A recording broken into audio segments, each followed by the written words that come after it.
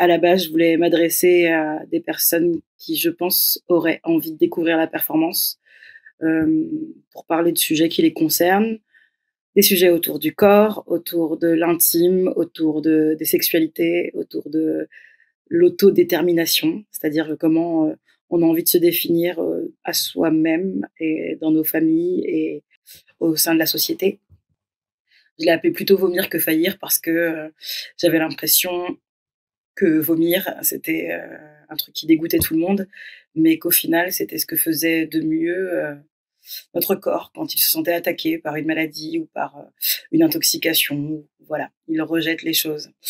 Ça peut paraître dégueu, mais, en fait, c'est plutôt sain et plutôt bien.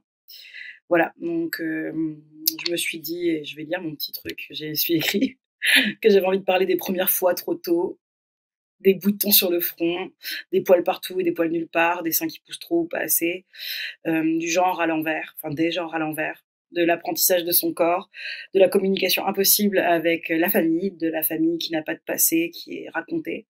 de nos fratries décomposées, de parler de silence et encore de silence, de coming out, de foi de nos parents,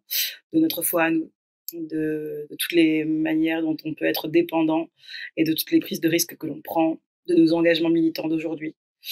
et mettre en scène nos jets de pensée, nos jets d'émotions et nos rejets de tout.